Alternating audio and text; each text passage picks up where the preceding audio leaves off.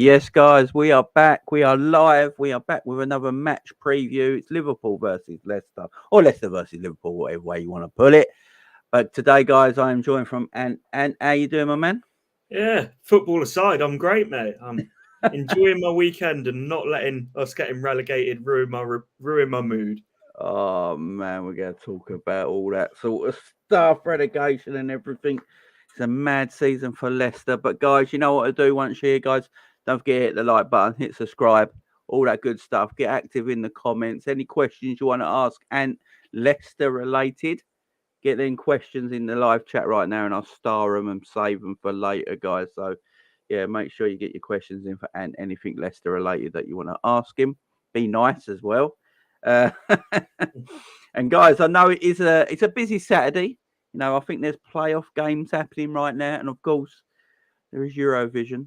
But make sure if you are tuned in, you're smashing that like button and that subscribe button. But guys, we are going to get on with this match preview. It is Leicester versus Liverpool. It is Monday night football, and it's a big one for both teams in a way. Liverpool's still got the slight chance of Champions League football next season with Newcastle drawing today, although it's doubtful.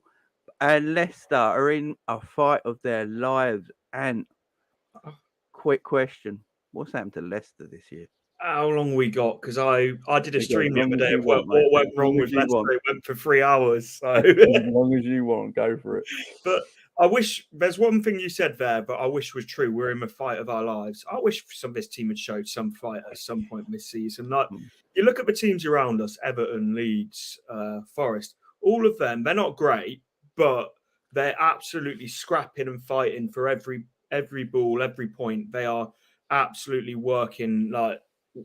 But for us, and on paper, I would say we're the best team sort of towards the bottom end of the table in terms of like individual quality. You look at the likes of James Maddison, Yuri Tielemans, Harvey Barnes, Iheanacho, all good players.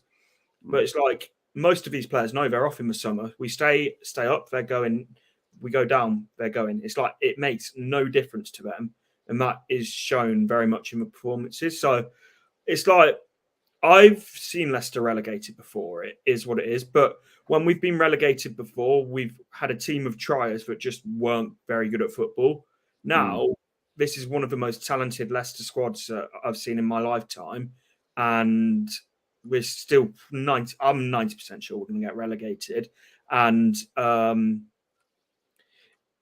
that's what hurts more. It's like if you could see that they were putting everything into it every game and that you're just not good enough, then you can sort of say, well, like it is what it is.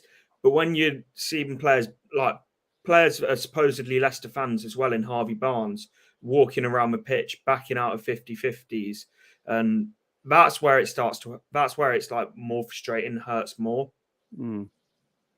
Yeah, I agree. I mean, we were talking about Harvey Barnes off air, and we'll get to a bit of Harvey Barnes in a bit. But you know, where do Leicester look? Obviously, the year they won the Premier League, it was a fantastic year for Leicester. Claudio Ranieri.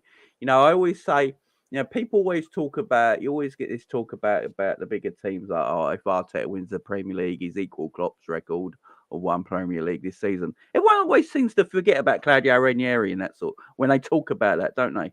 In Leicester, I always see Ranieri mentioned, but I bet you who I follow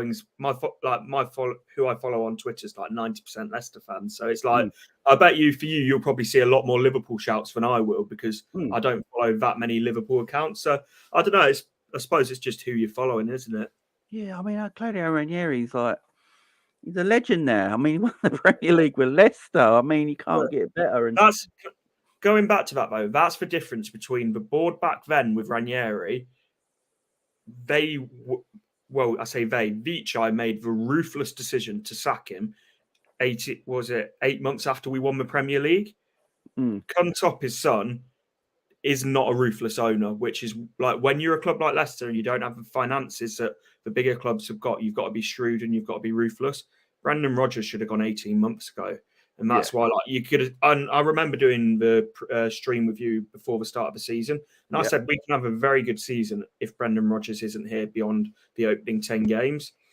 But he has been, and as much as I like Dean Smith as a manager, when you've got a manager coming in with 8 games left of the season, when you're in as much of a rut as we are, and there's so many deep-rooted issues, there's only so much you could do. So he should have gone at the same time that Gerrard went from Villa and Bruno Lage went from Wolves.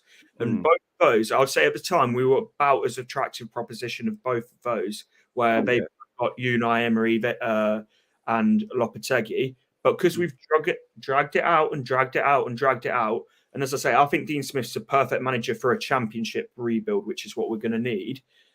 He's not a firefighter manager that's going to come in and put out a problem.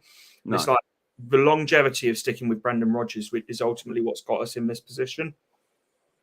Yeah, I mean, look, I've got this up on the screen. Let's get this up on the screen. Oh, not that one. I'll check. There's so many things on here now that I always forget what one to press. All right, here's somewhere. There we go. So if I look at some of your players, like if you look at your squad, there's so much talent in your team. You know what annoys me about this? We've got the 7th most valuable squad in the league. Yes, you got good players, man. Now, it's like though Iverson was the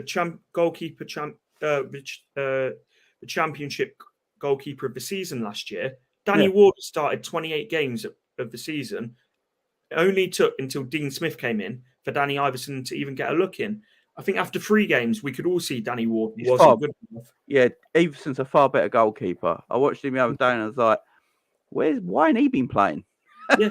But the thing is, it's not as if he's come from nowhere. He was doing these performances week in, week out last year for Preston.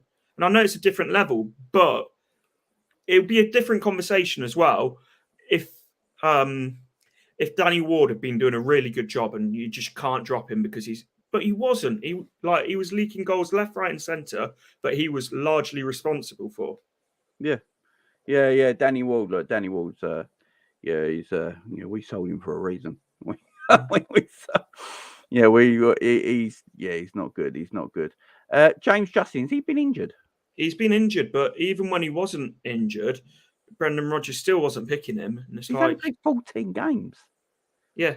And I think if you go view player, it breaks it down a little bit more, doesn't it? And I'm pretty sure that a lot of those games are like off the bench and all of that, very limited.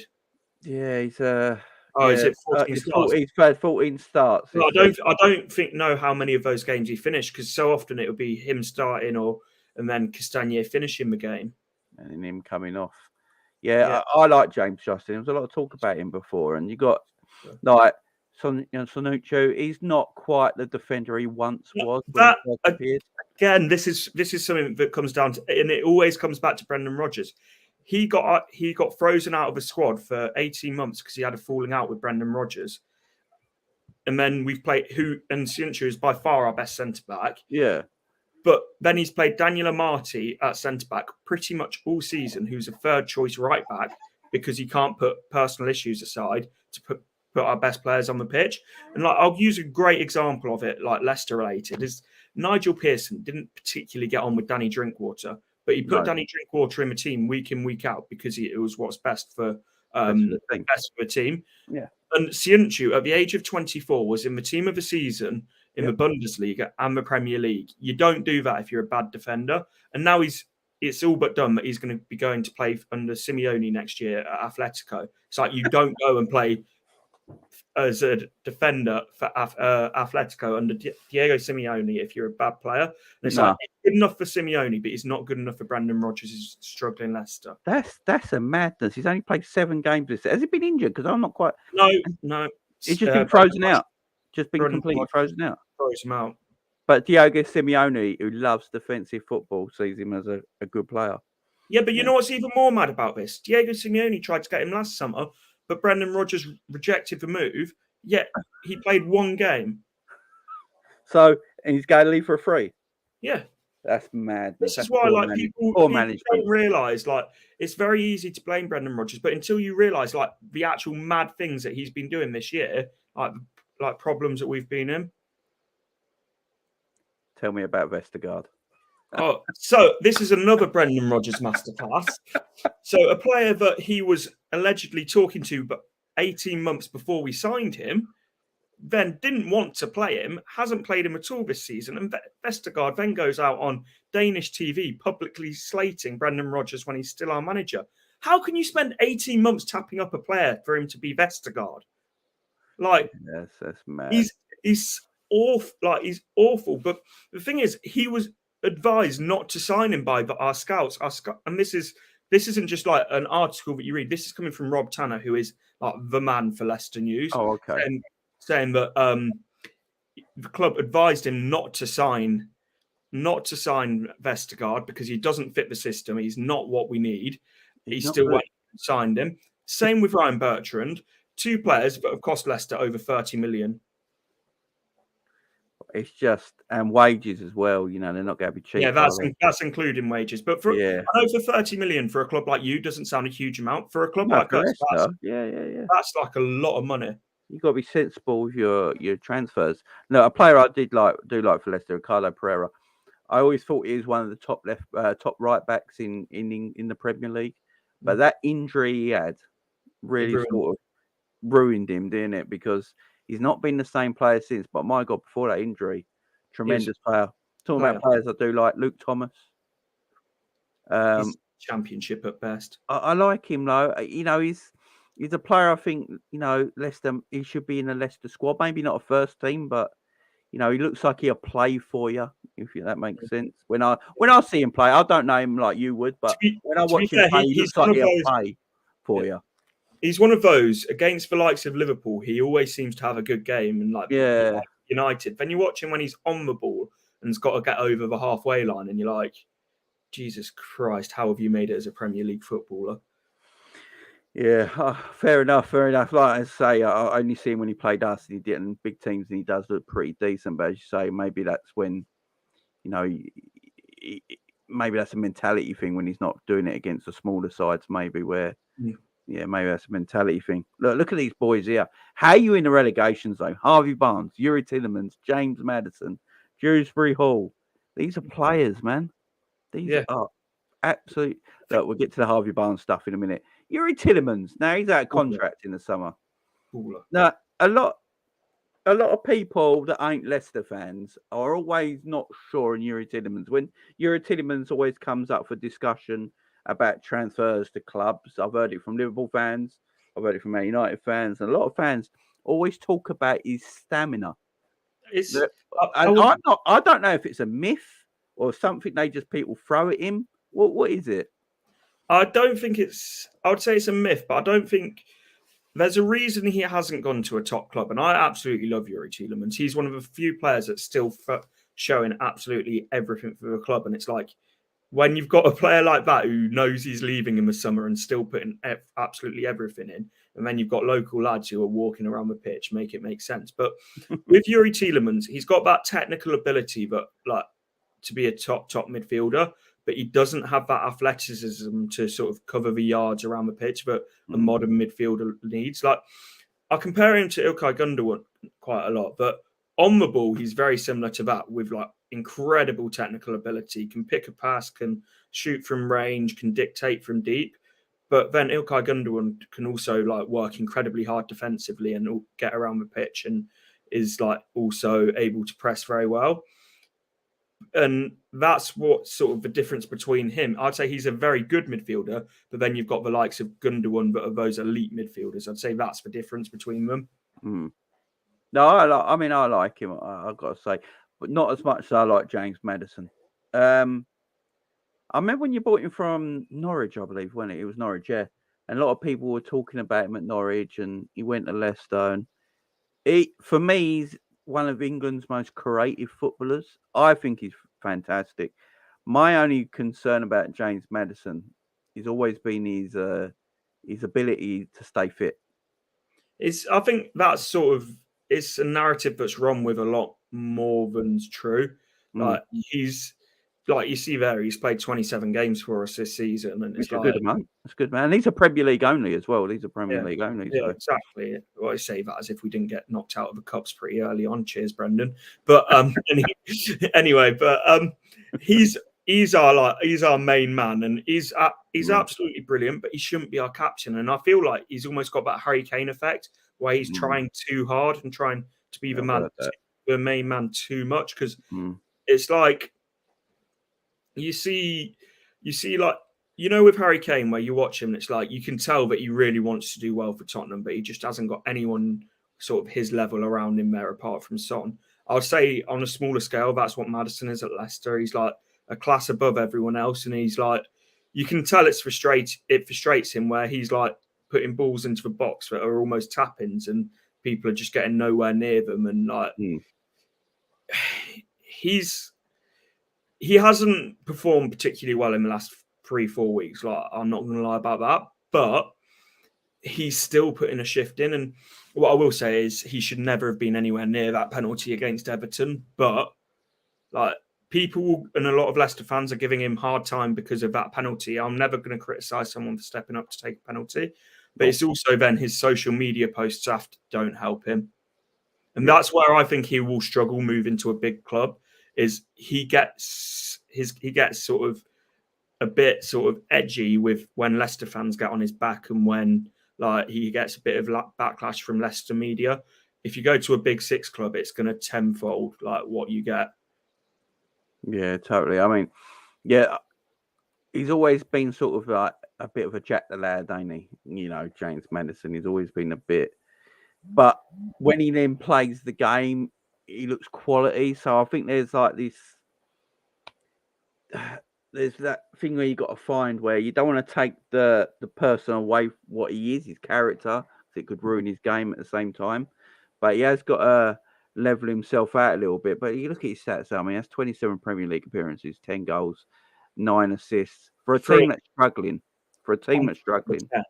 It's like, it's not even a striker. But the thing about Maddison is he's grown up a lot over the last 2-3 years, because he was going out sort of getting smashed in Dubai on every international break with like OnlyFans models and all of that. I don't know if you remember that, all of those kind of stuff. But since he's had his son, he has grown up a lot. Yeah, that'll do it to you, trust me. That'll do it to you. But no, I like James Maddison. And Dewsbury-Hall is, I know, Edward, who's in the chat usually, I know he's a big fan of Dewsbury-Hall. The thing is, he's one of those that every time I talk to an opposition fan, they always like him. Yeah, they seem to like him. And then Leicester fans seem to think he's the most frustrating player in the world. Like, he works so hard, but he has got absolutely no technical ability about him. Yeah, he's just one of them hard-working English like wingers, ain't it? It is a weird one, because you find that in a lot of football, a lot of teams sometimes. Like, I know a lot of Liverpool fans on the channel here, when we talk about Leicester, we talk about Dewsbury-Hall as a player that could potentially, maybe we could look at or something like that. And you hear a lot of other clubs talking about Dewsbury-Hall, and then you're not the only Leicester fan I've heard say this, that they don't get what we're seeing, that you're not. Maybe it's because opposition fans, when they're watching a game that team they don't support usually, it's usually when they're playing the big boys, and sometimes they stand out more, maybe because they're putting in more effort. I'll tell you what performance he lives off is, when we played you last year at the King Power, it was immense. He was absolutely immense. In those kind of games where we don't have a huge amount of the ball and we're on the counter attack, he's a perfect player. But again, this is why I don't think he'll do very well stepping up. Is he can't do that. Like, he doesn't have the technical ability on the ball, and it's like, if you're going to go to a bigger club, you're going to have more of the ball. Yeah, exactly. Wilfred Ndidi, one of the best DMs in the league, been finished for about 2 years, but he's just not been the same player, has he? He's not been the same. Well and truly finished. Yeah, he's just not been. He's not been the same player. Then you got Dennis Pratt, who I don't mind. I think he's okay. I mean, you got some, as you say, you've got a squad that is it's been spent a lot of money on. It's not like a top sort of 7-8 squad, but it's not the 19th worst squad in the league. Nowhere near. I mean, you've got good forward power. Mendy's our most underrated midfielder. And he's not like gonna sort of set any lights or be like incredible, but he's consistently solid and does the basics well. Yeah. And it's like, that is so bad to say, but that's like none of our other midfielders do that. Like Tielemans does actually, but when you look at Ndidi and Samare, one game Samare looks like the second coming of Yaya Toure, and then the next game you're like, It's too inconsistent. like what am I watching with him? Yeah, I mean, this is this is the problem. The no goals from midfield from players that probably have got the ability to score goals, and that's a lot of it. You look at James Maddison. He's getting most of your goals. Harvey Barnes. We'll get to Harvey Barnes in a minute because I know you were talking about him off air. So, Jamie Vardy, the legend that is Jamie Vardy. How old is he now? 36. I mean, you can't. The poor sod. You can't rely. It feels like the way Leicester play is still built to have Jamie Vardy as the lead forward in it. But at 36, he can't be the lead forward for Leicester anymore. This is the issue. It's like Daka was brought to be that Vardy replacement. He's nowhere near as good as Vardy. No, he's not, but he wasn't given the time to develop on the pitch because Brendan Rodgers didn't. Brendan Rodgers signed him and then didn't want to give him an opportunity. It's like you've got, if you're going to sign players from the Austrian leagues and these kind of leagues, you've got to be patient with them. Whilst I don't think he's anywhere near what Vardy is, and then this is another thing, Brendan Rodgers falling out with Vardy, and it's like, whilst I don't think Jamie Vardy's a player he was a few years ago, you can't fall out with all your dressing room leaders. Like he did that with Kasper Schmeichel, he left to Nice. With Johnny Evans, there's been multiple reports of arguments and not seeing eye to eye. And then also with Vardy trying to play Vardy in like system that clearly doesn't suit him. And it's like, whilst he's not the player he was a couple of years ago, he's still a threat in behind, and he's still got that threat and that sort of instant acceleration that can cause teams problems. His goal the other day. Proved it. But it's like the fact all three of his goals have come since Brendan Rodgers has been sacked. It's like, do you know what I mean? Like, 34 appearances and 3 goals looks horrendous. But when you actually break it down to the fact that, and I don't know if you can zoom in on this one and see sort of the appearances of the subs and starts and all of that. I would be very interested to know how many of his. It says 17 subs in 34. Yeah, and he gets like 5 minutes under the end a lot of the time under Brendan Rodgers. It's like, do you know what I mean? It's like you can't rely on him week in, week out, but you still see every game that he's played under Dean Smith, there's a threat there. And it's like, that's where I think we can hurt you, but we'll get onto that in a little bit. I think those runs that he makes down that left-hand channel can still cause. Yeah, Vardy likes playing Liverpool, as we know. Look at his appearance. Look, 304 appearances, 136 Premier League goals, and 44 assists. From the fella, he came up the hard way. We know his story. He came up the hard way, and you just got to respect someone like Jamie Vardy. Now his wife, on the other hand, is a different kettle of fish. But you got to respect Jamie Vardy, man. Where he came from, non-league, the way scoring over 100 Premier League goals for Leicester. He can't be sniffed at. I don't think he was used in it for the England setup correctly either. I don't think we used him well enough for England. He had that pace. He could finish. He was dangerous. Obviously, at the end, where he is in his career now, but he's had a great career. There's no doubt about it. I think. And you say Patson Daka. Patson Daka was a player Liverpool were very interested in. Apparently, before Leicester bought him, but Liverpool, Liverpool obviously didn't go for him in the time because we've got Luis Diaz and players like that instead. But I always thought, go to Leicester. He might be a decent player. He's quick. He can finish. But he never seemed to settle down in his first season, did he? He hasn't, and I think part of that's due to Brendan Rodgers. Also, partly to the fact that when he has had opportunities, he hasn't taken them. But I think the thing that's concerning about Daka is, like, you think that sort of like that first touch and stuff like that will come with time, but it's got worse. And like, I don't think he's actually played a huge amount of minutes for us this season. I know 28 appearances, but I didn't realise it was that high. Yeah, his minutes might not be that high exactly. It's a shame because, I think Daka could have been that good squad player in attack that Leicester needed to take some weight off Vardy's shoulders, but it never seemed to, work out for whatever reason it was. But he's one of the ones that I think if we get relegated, it will benefit him personally. Because I wouldn't be surprised if we went down to a championship and he absolutely smashed it. Because I think if we go down, he'll be our main man next year. Yeah, I'd agree. It'd smash it in championship, in my opinion. Right, let's talk about it, though. So you're 19th in the Premier League after 35 games, eight wins, 21 losses out of 35 games. That's just madness. It's awful, and it's like the thing is, you can say like what you want about it, but ultimately, it's not as if this is coming from a shock. This has been our form all season, and the table doesn't lie. We're the 19th best team in the league, and the thing is, people have been like looking at results elsewhere today with like the Everton game and Newcastle game, and it's like for me, it is what it is with those results.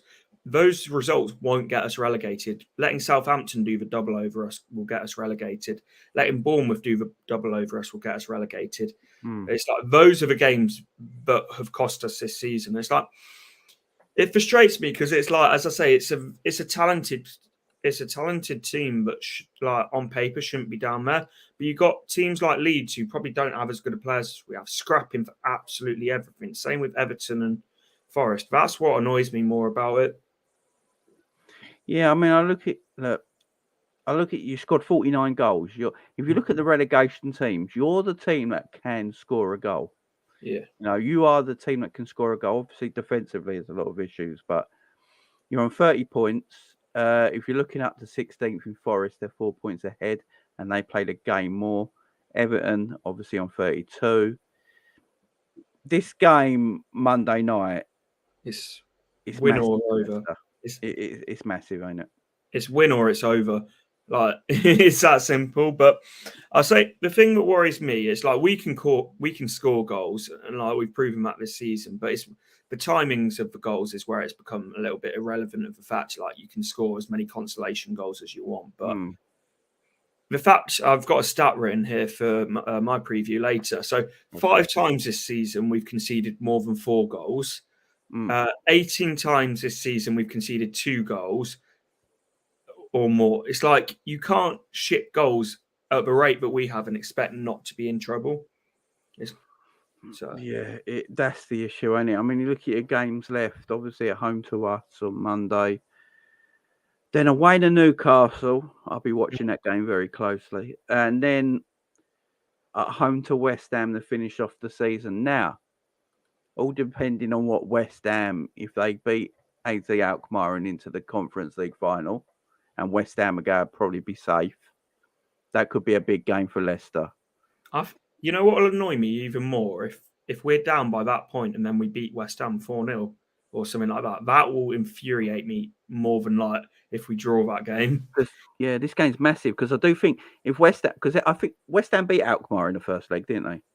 Yeah, 2-1. 2-1, wasn't it? So they're probably going to go through. If they go to the final, they're pretty much safe in the Premier League now. Yeah. West Ham are not, they're there to be beaten on the last day of the season. There's no doubt about it. They'll be on the beach already thinking about the Euro final. Yeah. Then you've got this Newcastle game's going to be massive because, the Monday result, we win, it puts a lot of pressure on Newcastle. You think Man United are in top 4 after their game today. So that's a big game as well. These 3 games for Leicester are, it's not over yet because Leeds are terrible. Everton are terrible. Now, Everton got Man City. Man City go hammer them. I don't care what people were saying that, it's tricky to go Goodison Park and they're back. They beat Brighton, bloody. Man City are going to destroy them, right? And then Everton are right in there as well. It's mad. The thing is, I'd say if we don't win Monday, it's over. Like you can sort of like mathematically, it's not, but we're not going to go to Newcastle and win. I can tell you that categorically. You are, believe. I've heard more Liverpool fans have faith in Leicester going to St James's Park than Leicester fans. You are. I've got so much faith in you, don't I? Yeah. So I think if we don't win on Monday, it's over. So when you're like I feel almost sort of resigned to the fact that it's and I hate the phrase, it's like a cup final on Monday. Win, and I think that we do stay up, lose, and we go down, because I think we'll beat we'll beat West Ham on the last game of the season purely because of the fact that if they're in a European final, they're not going to want to put any of their main players out. Yeah, exactly. Look, this game Monday is going to be massive. But one more thing I just want to ask is, you had a great owner, obviously, when you and unfortunately, what happened. He passed away in that horrible accident that should never be forgotten. And his son won it, who took over. And as you said, has he not got quite that cutthroat edge as his dad did when he was the owner?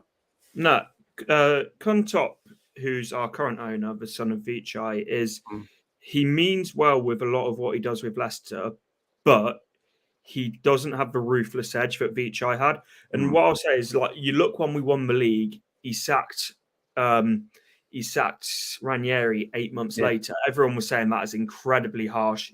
I did. I put my hand up and say, I thought it was bad. But you look back, it was the right decision. Yeah. Like when we had the great escape where we were we were basically dead and buried, 29 games into the season, still got rid of Nigel Pearson to bring in Ranieri. He got rid of Puel when we were 10th in the league because he saw more in that squad. He was fair with his sackings, but he was ruthless with them. I feel like Kuntop has had far too much of a personal relationship with Brendan Rodgers, which is why he got the time that he did. I think if Vichai was still about, bless his soul, we would have gone after we bottled top four. Yeah. Do you it's hard to ask where you put the blame what's happened to you, because Scraps has said here in the chat, like, it's crazy to think Leicester finished 5th and 8th in their last 3 years, and now 19th and probably going down. And we've gone through the squad, and the squad is nowhere near a relegation squad. It just isn't. Where do you put the blame? Because you won the FA Cup not too long back either. You know, was that the first FA Cup in your history as well, wasn't it? Or something like that? Yeah. So you've had great times in the Premier League. You know, the FA Cup, Premier League, playing Champions League football. I believe you got to the quarterfinals that year. You know, you've had away from going to the Bernabeu. Yeah, you've had great times in the Premier League, and something's gone massively wrong. And you look at it, where do you physically look at the blame? Where do you think the blame's at? Because let's say the players look good on paper, but are they trying enough?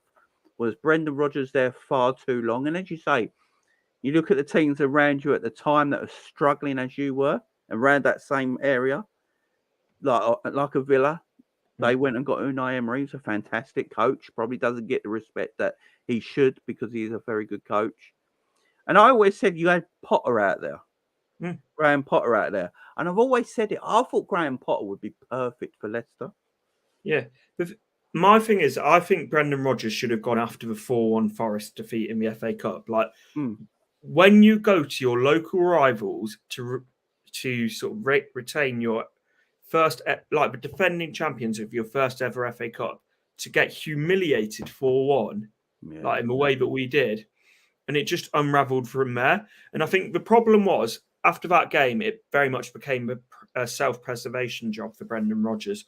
Like, it was always moving the goalpost 10 metres forward, and it's like, instead of saying the problem is here and now, it's like, oh, well, it'll be addressed in the summer. When we got to the summer, oh, well, we don't have the funds. It'll be addressed X, Y, and Z. And it's like, he banged on about a summer rebuild from that Forest game, which was in January or February.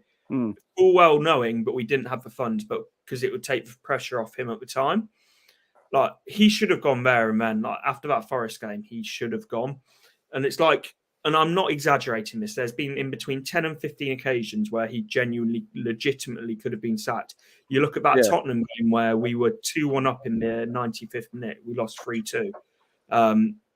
You look at Tottenham earlier on this season. You look at the way that we went out of the Conference League. Like, there has been so many occasions, and it's like, you can't bury your head in the sand and say, oh, but he got us 5th 2 years ago and he won us an FA Cup. It's like, he might have done that, but we're also conceding from every time there's a ball put into our box. We haven't won in we've been through spells where we haven't won in 2 months. We're conceding 2 goals on average a game, where some games we're conceding up to 5. We haven't kept a clean sheet, I think, since before the World Cup. How do you know what I mean? Like, you can't just ignore these problems. And as much as I love what Kuntop sort of his sentiment is around Leicester and how much sort of he treats the fans correctly, his heart's in the right place at Leicester. Yeah. He's sat on it for far too long, which is like King Power is the reason we're a Premier League club in the first place and have had the last 10 years that we have. But Kuntop will be the reason that we get relegated, along with Brendan Rodgers. I think Brendan Rodgers takes the majority of the responsibility, but he shouldn't have still been imposed. Yeah, that is the issue. It's such a sad story with Leicester, because I've got no beef with Leicester, and it's just sad how it's all turned around. But look, these are the records in the recent meetings. Obviously, last time we played, we won 2-1 with the 2 own goals. Liverpool quite lucky to get that win. Then before that, 2-0 at Anfield, and then the 2 games at Leicester. So last time we played at your guys' stadium, you won 1-0 and you won 3-1. So we actually haven't beaten you the last 2 trips to Leicester. Didn't we win the time before that as well at the King Power as well, I believe? This is only going on the last 5, so more than likely, I mean, yeah, I think we've won the Anfield games, and we've always kind of struggled at the King Power against you guys in recent years. And I think the best game I've ever seen Liverpool play was arguably the Boxing Day game, was it, against Leicester, when we were going for the title.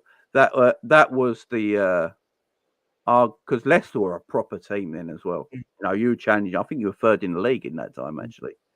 And you was in title contention that year. You was up there in the points with Liverpool. Yeah, that's when you beat us 4-0, wasn't it? Yeah. That's the best individual performances I've ever seen from one player, from Trent. I mean, admittedly, I remember losing it that game. It's like you've got one of the best players on the ball in the league and you're not putting a man on him and you're allowing him all the time in the world. But, you know, sometimes you just have to like put your hands up and say, what a team and like what a player. That was one of those games. But it's like, I think if we are to get something on Monday, we need to turn it into the game that we played last year, where it weren't particularly a pretty game, where we gave you a bit of a kicking around the pitch, didn't try and play football against you, just sort of got stuck into you. I think that's the way we've got to try and play it on Monday. If we try and go toe-to-toe with you, it only ends one way. Yeah, I mean, it's a weird one, though, because if you look at our form, guys, so Liverpool, look, I didn't know this, but I found this stat out. Apparently, Liverpool have got more points since January than Arsenal. I didn't know this. Apparently, only Man City have got more points than Liverpool since January in a weird. I don't know how, because we're crap. But in our last 5 games, obviously, we've gone on a bit of a run. 3-2 to Forest, 2-1 West Ham, the 4-3 Spurs, the 1-0 Fulham, 1-0 Brentford. We haven't been particularly great in any of these games, but we're winning them because the thing with Liverpool have got firepower up front. You know, I've always said this, no matter how bad we're playing, you've got Mo Salah, who has got 30 goals this season in 48 games. It's just madness. And there's me and a lot of Liverpool fans included that don't even think he's actually been that good this season. But his stats are just nuts. It's gonna be. I think this is gonna be a close game. I've seen a lot of Liverpool fans saying, "We'll go about Leicester. It's gonna be this and that." I don't know. I don't know. I look at the Fulham game. I don't know what happened in that game. 5-3. I mean, that's just mad. The 2-0 Everton, the 1-0 against Leeds. These are the games that go hurt come the end of the season, because these are your teams you're fighting relegation against. And if you beat Leeds and you beat Everton, you'd have a bit of breathing room right now. We'd be safe if we'd won those 2 games. But my thing is, on Monday, I think we either scrape it 2-1 and like it's a really close, cagey game, which I can't see him, but that's what I'm sort of hoping happens, or we lose 4-5-1.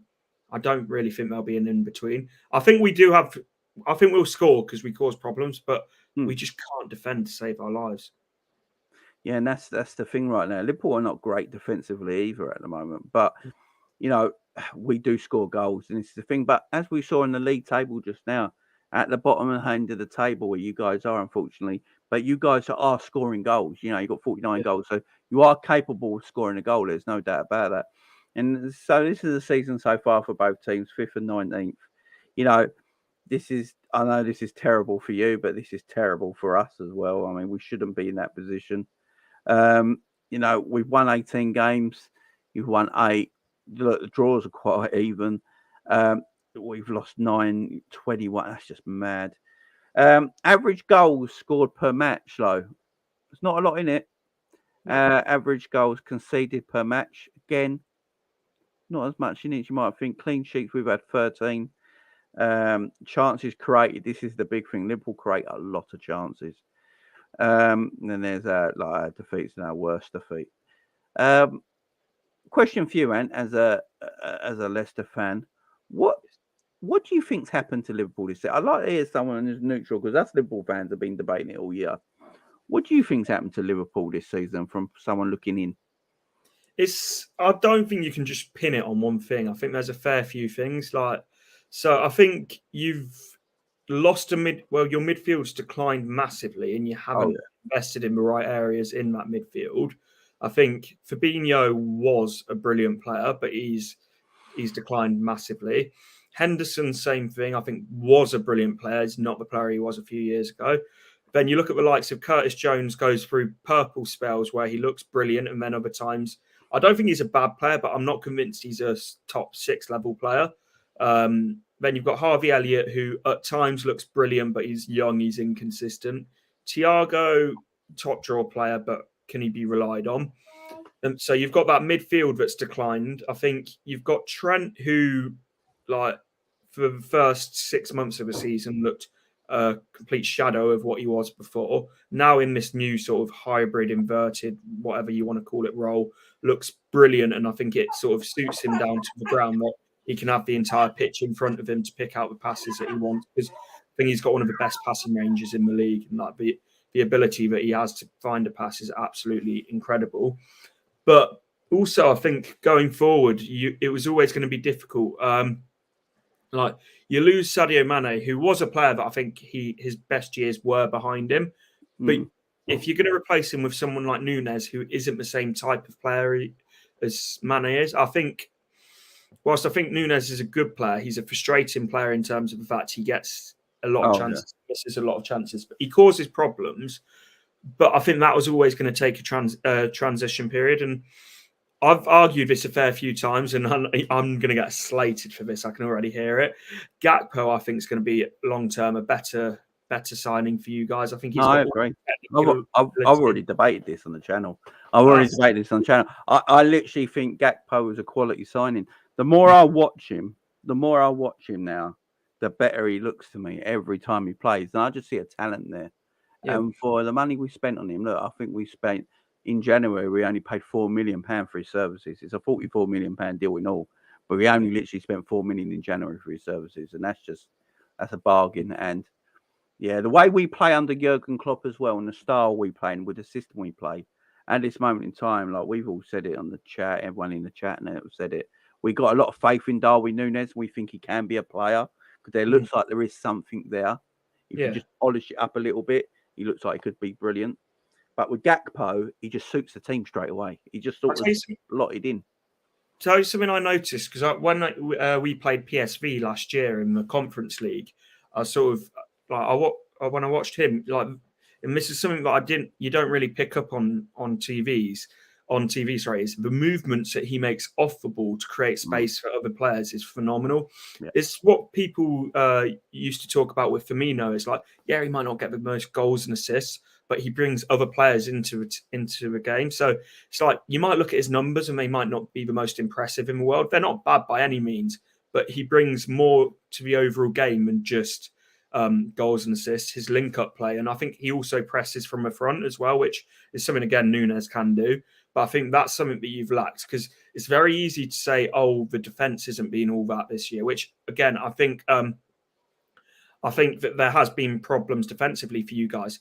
But when you were at your best, you defended from the front. You had that press from Firmino, and then your midfield would follow it up with a second wave of like intense, like high pressing.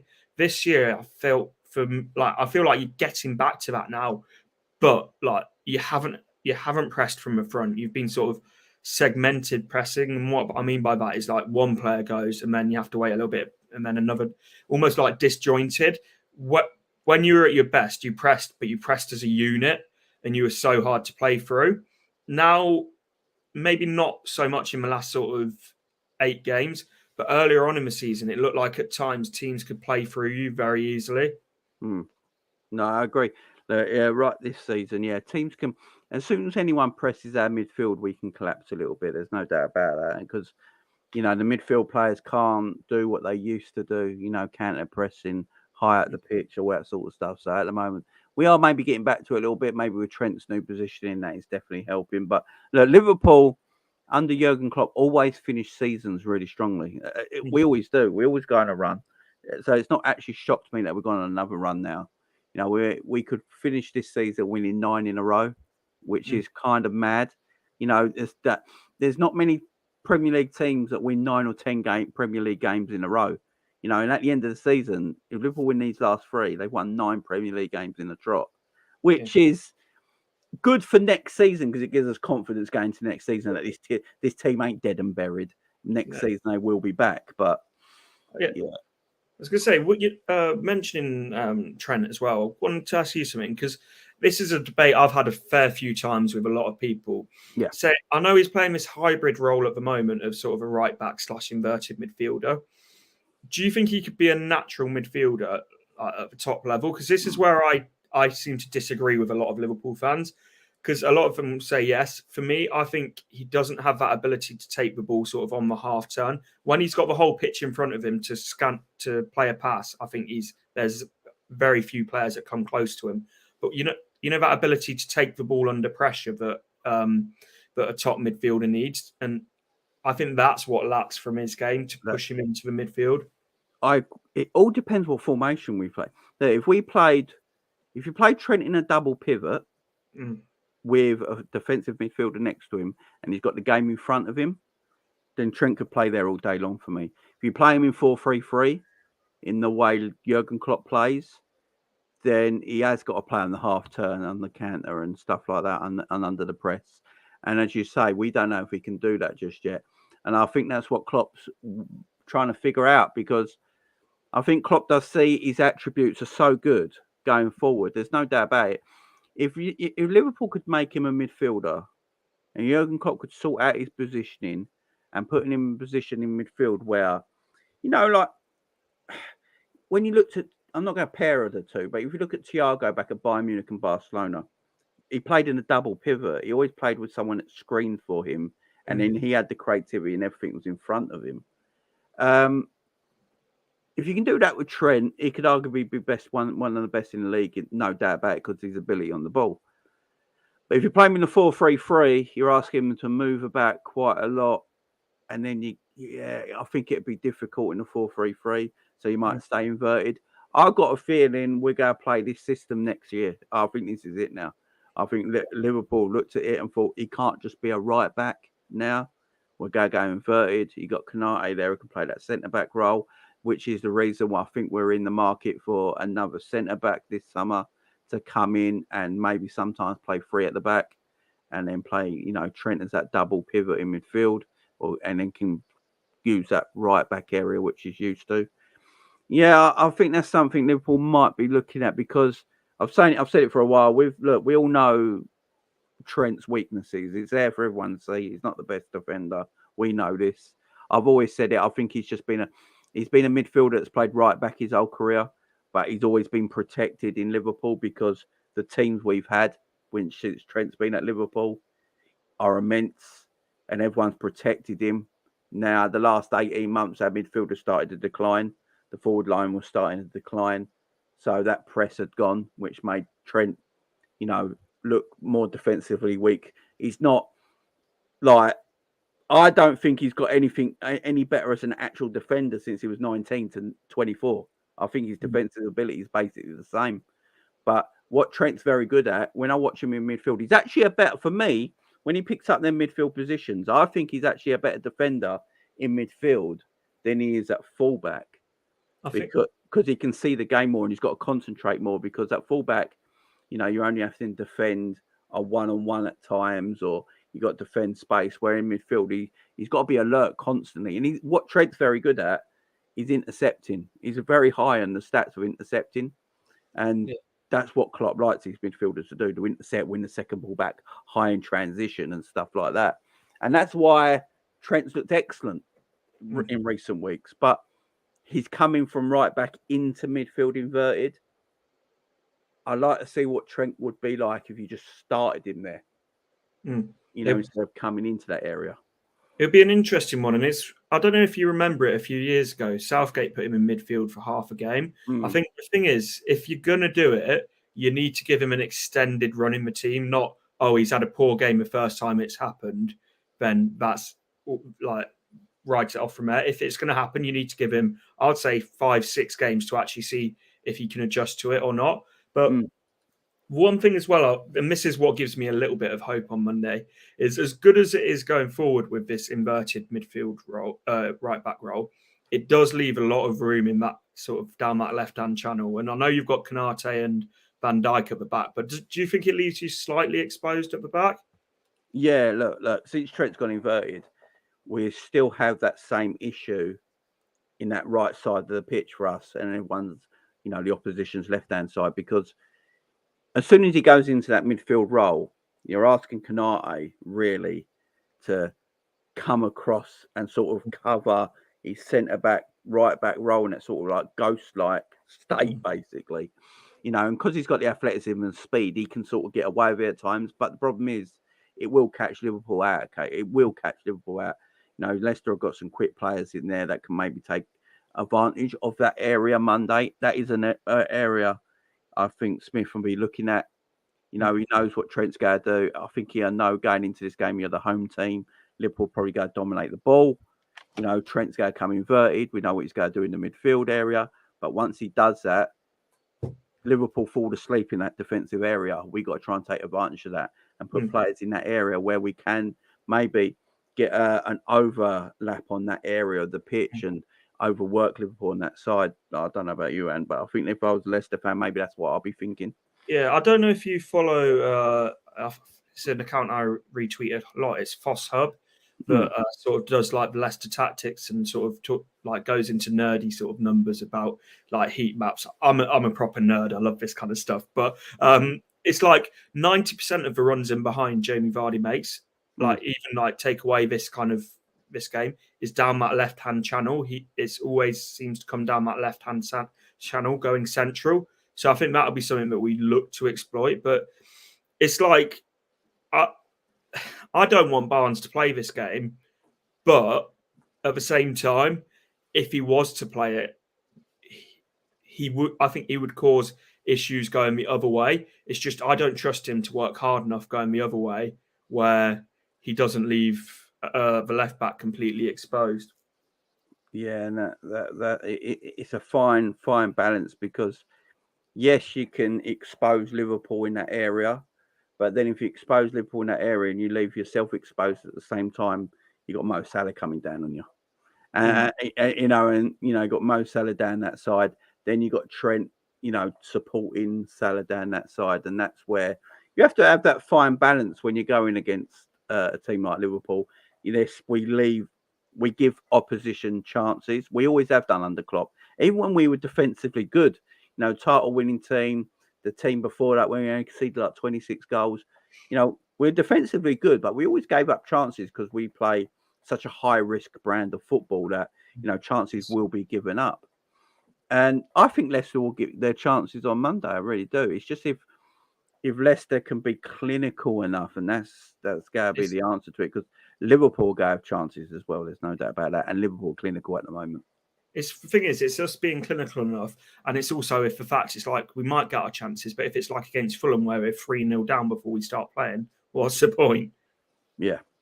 And that sounds really negative, doesn't it? But it's the reality of where we are. It's like when we played you last year, and I know we just lost in the League Cup to you guys. Like, I think it was on the same week, wasn't it? But we'd lost on the League Cup. But I said, coming to the King Power is a different thing than playing Leicester at home. and playing Leicester away. This year, we've been equally as crap everywhere we play. So, like, I mean, it's just one of them years. But if you look at, is it being an evening game might give a bit more of an advantage to Leicester being at home? Nighttime atmosphere is always a little bit different than, say, 3 p.m. on a Saturday afternoon. Yeah, I think so. And I think the fact as well that it's like an evening game against a big club as well. Like, if you play an evening game against the likes of like Bournemouth and that, it'll be all right. It'll be a little bit lively. But against a big club like Liverpool, you say you get a first, second minute, big tackling on a player, get the crowd involved in it. I think it could be one of those games where, like, the crowd, if we are to get anything, the crowd will have to be a feature for it. And it's like, it's all well and good, and the fans have been brilliant this season. But it's all well and good the fans getting behind the team. The team now need to give something for the fans to get behind, because they've been behind them every game since Dean Smith's come in. Like, every single sort of minute, it's been the best atmosphere we've had at the King Power since Ranieri's left. Yeah, but you can only keep doing that for so long if you don't deliver something on the pitch. So I think the players need to give some the fans to get something to get behind, particularly after Fulham last week. Yeah, definitely. It's got to be an interesting game. Right, before we get to predictions and end this, guys, quick question from you guys to Ant. Ant, you ready for some of these? Right, so question: where can Leicester exploit Liverpool in the game? Says Ravi. On the transition, trying to sort of be quick from getting the ball from defence to attack and trying to turn the game quickly. As I say, we try and play football against you lot. And go toe to toe. We saw how that ended when you won the title. We tried to play you at your own game and lost 4-0.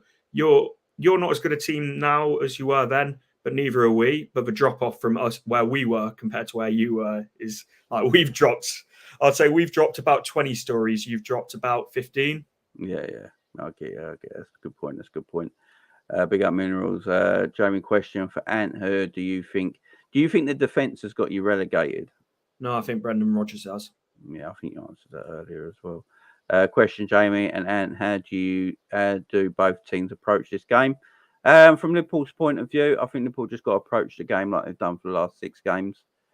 And look, I think at this moment in time, performance ain't all that matters. It's just getting the 3 points. And Liverpool will just focus like that. They will look at Leicester as a team that they feel like they can score goals against, but also have to be very cautious that, Leicester can score the goal themselves. As we've already seen in the league table, Leicester have got 49 Premier League goals in the league this year, so they can bag a goal. Got dangerous players that can cause trouble. So, yeah, I think Liverpool have to be, with that approach. Leicester, what do you reckon, Ant? I reckon we try and make it a scrappy game. Like, I think we'll play 3-5-2, get men behind the ball, try and make it difficult for us to break you down. But what I hope we don't do is, if we get men behind the ball, then just sit off. It's like, get men behind the ball, but be aggressive. And like this is why I want Dewsbury-Hall to play this game. Like I was saying earlier, he's not the best player in the world, but he'll get his body in the way of something. And have you seen, the Roy Keane meme where it's like, well, you haven't had the ball in a while. Like, just going to kick someone, just make myself feel better. Like, that's what I want Dewsbury-Hall to do. Like, obviously not go out and injure, but like, let him know that you're there. That's what Leicester need to do. Like, you've got 3 games here. Yeah, that's what all the Leicester players need to do. They need to put a fight in. That's it. Look at Leeds today. They dug deep. Leeds dug deep today. And if they didn't have the worst striker I've ever seen in my lifetime play for them, they would. He missed a sitter last minute against us last week as well. He is god awful. He's so bad. He had one good year, and everyone's like, "Oh my god, could he play for England and all that?" No, he couldn't play for Northern Ireland. I'm not, and that's not digging at Northern Ireland, by the way, but he's terrible. Ravi says, question, Ant, will you see the likes of Maddison and Tielemans being there next season? No, I think Barnes goes, I think Maddison goes, I think Tielemans goes, I think Vardy retires, I think Iheanacho Vardy retires, or do you reckon Vardy will give you a year in the Championship? I don't think so. It wouldn't surprise me if he went to the MLS, because he's got that his socks in an MLS team. I can't remember which one it is, but so I think they'll go. I think Castagne will go, Ciunci will go, James Justin will go. it will be like we will lose the majority of our squad if we go down. And if we stay up, we'll still lose a huge amount of players. So it's one of those, like,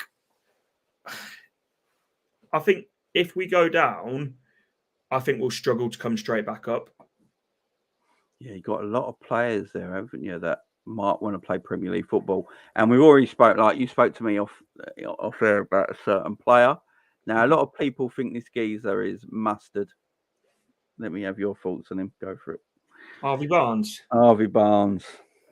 Talented player, doesn't work hard enough, leaves his left back exposes most weeks. And I'll tell you something that's interesting and people don't sort of like look at with Harvey Barnes. Yes, he's got 12 goals for us this season. When you look at that on paper for where we are in the league, it's very good. Look where those goals have come. It's been when we've been like 5-2 down to Fulham, he scores. When we get battered at Tottenham, he gets a goal as a consolation. Half of his goals will be consolations this year. And it's like, I know that somewhat comes down to the defence, but also at the same time, you look at like you defend from the front. And this is something I'm so sort of adamant and talk about a lot. You defend from the front in football. He doesn't help defend from the front. He doesn't track back. He doesn't press. He just sort of jogs about the pitch. And the moment that annoyed me more than anything this season is against Everton when we were 2-1 up, that he literally pulls out of a 50-50 and about 2 minutes later they go down the other end and score. It's like those are the kind of moments that, regardless of talent, and I'd say 9 times out of 10, Harvey Barnes is a better player than Dwight McNeil. But Dwight McNeil gave him the absolute runabout that game because he was working his absolute socks off. Yeah, it's a shout. Yeah, Dwight McNeil, you know. I remember when Carragher said he could be the next big star. I don't know what he was watching. What have we got here? Thoughts on Iheanacho? Oh, absolute different gravy. He should be our main man. I've said this for a while, haven't I, Jamie? You know this as well. He should have been what this team was built around. Like, he's not a typical number 9. He's like, I call him a 9.5 because he's like during the youth ranks at Man City, he was actually a number 10 and then progressed further forward. But he's our best natural finisher. He can link up play and he also works incredibly hard. Yeah. I think his problem has been that Brendan Rodgers has never liked that kind of striker. He's always wanted an on-shoulder, last man kind of striker. Yeah. It's like, you know, same as what Lookman did. You know, when you can see as a player that when he leaves, you're going to absolutely like smash it wherever you go. Lookman's gone and been one of the best players in Serie A this year, and it's like we could have signed him for 10 million, but someone thought that wasn't a good idea. Yeah. This is what I mean, mate. I go in cycles with like people say I go over the top blaming Rodgers. It's like look in depth of why we are where we are, but I can see Iheanacho doing exactly the same. Yeah, I mean, I like Iheanacho, but I will never forgive him for purposely missing against Man City. I'm convinced that was on purpose. Well, it was on purpose. There's no doubt about it. He's a Man City fan, isn't he, as well? Yeah, Man City's club, and he purposely missed against Man City. There's no explanation for that miss at all. Doesn't his brother and all of that still go to all the games at the Etihad? I think so. Yeah, I think so. He's got so many roots there that he just couldn't do it because I know Company went and scored that spectacular goal, but even if it was a draw, he would have won the league. That was after, though. Company scored. Sorry, Iheanacho's chance was after. That was after. Yeah, and the point would have done us. And I've never forgave him. But yeah, he is a player that should play a lot more as the main man for Leicester. There's no doubt about that. Question as well, James. Question for Ant: is Maddison the only diamond in the dirt? Thing is, he's not. He's Tielemans as well. Tielemans, Maddison. And then you've got players like Barnes that have got a lot of ability, but just no work rate about them. Dennis Pratt, tidy little player, but he's a technically very good player. Nothing special, but he keeps the ball ticking. RJ says, and do you think Leicester can bounce back straight back up if you get relegated? No. You might be losing too many of your top players. Unless we completely rebuild in the way that Burnley did, I don't see it. But at the same time, like we will have the money to rebuild in that way, because you sell Maddison, you get 40, 50, 60 million, depending on sort of what we get for him. You get 40, 50 million for Barnes. You get like 20 million for James Justin and these kind of players. So we'll have a huge amount of money to rebuild a squad. But then there's a risk of you rebuild a squad, you have to go back up first time. Otherwise, you get yourself in serious trouble issues. financially, ain't you? Yeah. I mean, I've heard Leicester are interested in that Alex Scott. Alex Scott would be an absolute idiot. And I love Alex Scott. He would be an idiot. He's meant to be a diamond of a footballer, you know. He would be an idiot to come to Leicester. And I absolutely love him as a player. I'd be buzzing if he did. But, like, you have got Brighton looking at you. Go to Brighton for the sake of your own career. Yeah, he looks like a talent. There's no doubt about it. I think the last question is actually for me. Big up the mighty Mag. How you doing, my friend? All right, Jamie, can you see you guys getting top 4 spot? And if so, whose expense? Might be yours. The only reason I say maybe Newcastle, because I felt today watching Newcastle Leeds, that Newcastle felt the pressure. I was watching that Newcastle Leeds game today, and I feel like I watched Man United today. I think Man United are pretty comfortable against Wolves, and they're good at home. But I was watching Newcastle today, and I thought they look like they're feeling the pressure a little bit from Liverpool. You know, Callum Wilson was doing his chat the other day that was going online about Liverpool and that, and you just feel like maybe Newcastle, but I don't. No, I think it's too late. If there was 5 games to go, from now, I think Liverpool would get top 4. But I think Man United and Newcastle just look, if Liverpool win tomorrow, would be a point behind Newcastle, I believe. But Newcastle will still have a game in hand. Yeah, I'm not sure. And they got the mighty Leicester next week, so you never know. You never know. Don't remind me, I've got. You never know. Newcastle's a banging city. I'd rather just go up for the game. Go up for a few nights out and just forget the football, if I'm honest. Yeah, I mean, it's going to be. Yeah, Newcastle's a lovely place. There's no doubt about it. The Mighty Mag says the Maddison rumour is getting louder. So Maddison and Newcastle just makes all the sense in the world. The most legitimate rumours that I've heard about Maddison has been to Man City and Tottenham. Like, if I'm honest, like I've heard whisperings of Newcastle. Where does he fit at Man City? Gundogan's leaving. But I just don't know if you can play Jack Grealish and Maddison in the same team. I don't know. Grealish is more of a left, like a player off the left. Yeah, because they never played together for England, have they? Because of that. I think Southgate doesn't see him as England anyway because he fell out with Southgate. So yeah, I will say this now: if Brendan Rodgers goes to Spurs, which is being reported that could happen, I see Nagelsmann turned them down, didn't he? I don't get how Brendan Rodgers still gets linked to these kind of clubs like Spurs. He's portfolio. It's his portfolio. Remember, he brings that dossier of about 700 pages about his football. He's Alan Pardew.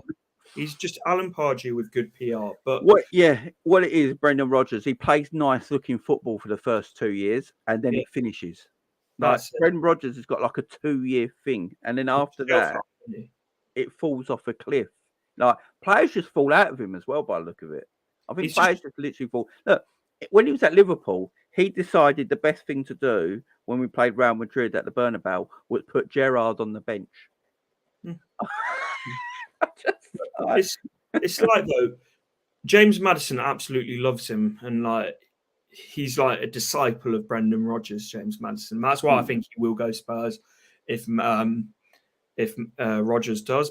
But I think the thing with James Maddison, wherever he goes next, it will be a step up to either a top 4 club or a club that will be competing for top 4.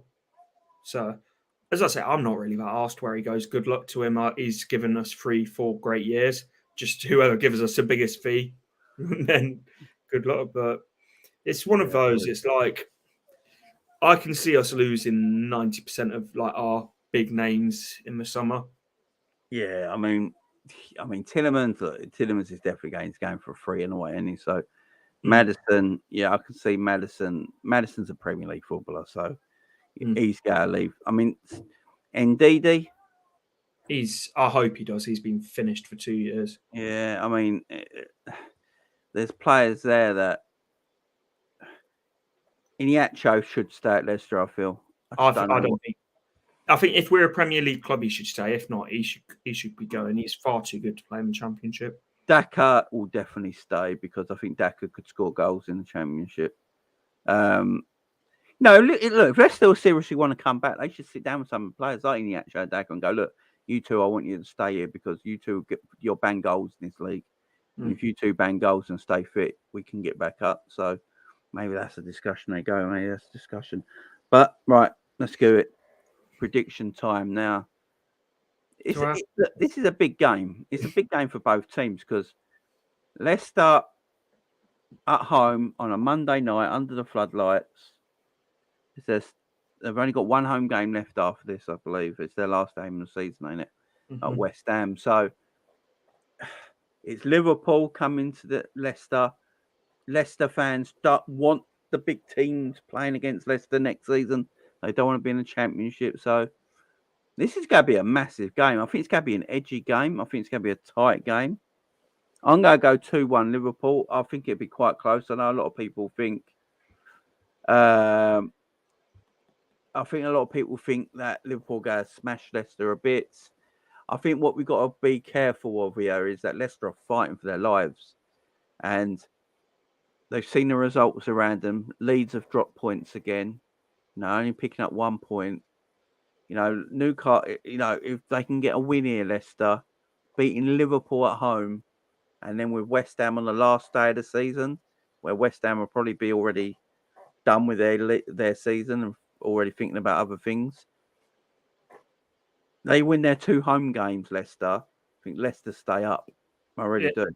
As I say, I think this is do or die. If we lose tomorrow, we're down. If we win tomorrow, I genuinely believe we stay up. But my thing is, I can't see us and I'm going to go for a 2-1 Leicester because I'm never going to go against my own team. But I can genuinely see you guys winning 4-5-1. I think you're overestimating what Leicester are based on previous years compared to what we are this year. Yeah, I'm being nice.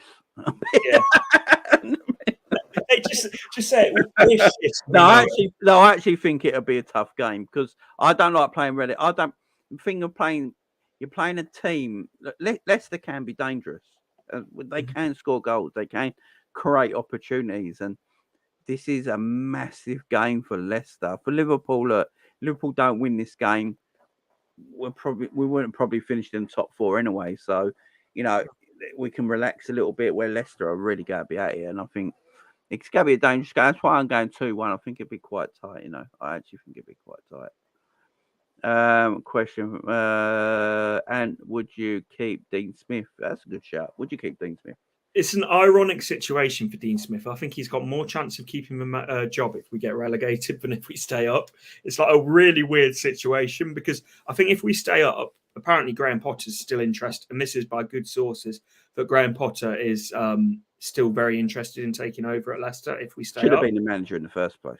Should have been in the first place, I agree. But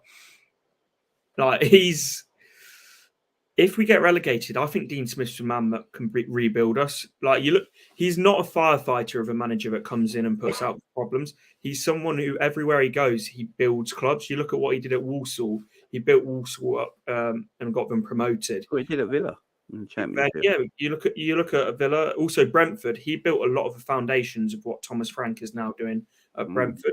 He was the one who built a large majority of that squad at Brentford before it got promoted. I know people say Dean Smith was carried by Grealish at Villa. You look at you don't get one player carrying a team to promotion. It just doesn't happen. No, Villa were good that year.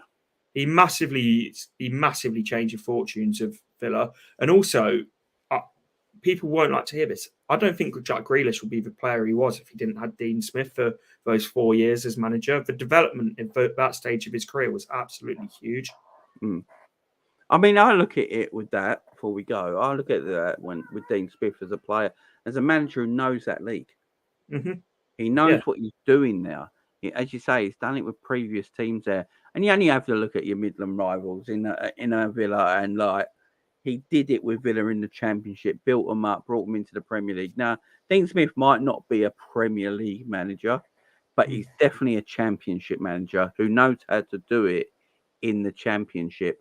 Now, if you let Dean Smith go and you go and you go and hire a manager that has no idea about the Championship and how hard it is there, how competitive it is in the Championship from the first game to the last game, then Leicester could be in serious trouble, in my opinion. Apparently, if the other manager we're looking at, if we get relegated, is Russell Martin, the Swansea City manager.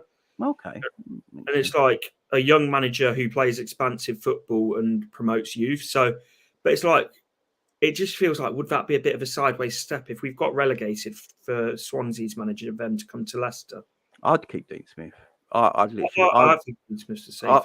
I'd literally, if I was Leicester, if you do go down, you got to let the players go that don't want to be there. Just get them out of the club straight away. There's no point keeping bad eggs around that don't want to be there. Let them go. Let Dean Smith get the players he knows in that league that can compete in that league and get them back up in 1 year. And I think Leicester will be fine. I really do. So, but guys, question and big up Andrew, thoughts on McAllister. I think McAllister Liverpool will be done. I think that'll be Liverpool's first transfer. Mohamed Dahoud is going to Brighton on a free. Very good footballer. There's no smoke without fire. No, that is the McAllister replacement. So, yeah, I think Liverpool get McAllister. I don't think Liverpool get Ugarte. Though I saw that question as well, Andrew. I don't think Liverpool are interested in Guy. I think it might be agent talk. Love him, but I don't think we're interested in him. So that's it, guys. I'm going for a Liverpool win. I think, obviously, Ant wants a Leicester win, but yeah, he's not sure. He's not sure. You've always got to back your team, though, ain't you? Yeah, exactly. Guys, please, Ant, tell people where they can come and find you, my man. So Ant's Leicester fan channel, following Leicester home and away match day vlogs, and then live streams throughout the week, talking all things Leicester. There you go, guys. Please go and subscribe to Ant's channel, guys. Hopefully, fingers crossed, they're still a Premier League team. Yeah, that'd be great. So go and subscribe, guys. Go and subscribe. Jamie, no Eurovision watch long. I'm going to go and watch Eurovision now. Why not? Let's go and watch it because it's look, it's in Liverpool, it's in England where it should be, because let's face it, the UK won Eurovision last year. They gave it to Ukraine for it because of the war vote, and I understand it, but the UK had the best song, so it's in the UK. I don't know who's even UK singer. I don't even really watch the Eurovision. It's quite naff, but it's that kind of crap naff with a cup of tea that you can just watch for a couple of hours, ain't it? So there's no football on tonight, so I might as well. But big up to everyone. Thank you for joining us, guys. Don't forget to go and subscribe to Ant's channel. I think I've got some new subscribers while we're live, so big up to all the new subscribers. Thank you for joining me. On my show, guys, I probably won't be live again now till Wednesday because my daughter Penny is having surgery on Monday, but she's got to go to the hospital 24 hours beforehand. So Laura, my wife, will be going tomorrow with Penny to the hospital for a minor operation. Nothing major, guys. It's all good. She should be back Tuesday afternoon. So I'll probably be back Wednesday, guys. So hopefully Liverpool have a win, and I'll be back Wednesday with all the match reactions and all the transfer gossip and all the good stuff, guys. So in the meantime, guys, make sure you hit the like button. Make sure you subscribe. All the good stuff. Till then, enjoy the rest of your weekend. Bye-bye for now. See you later.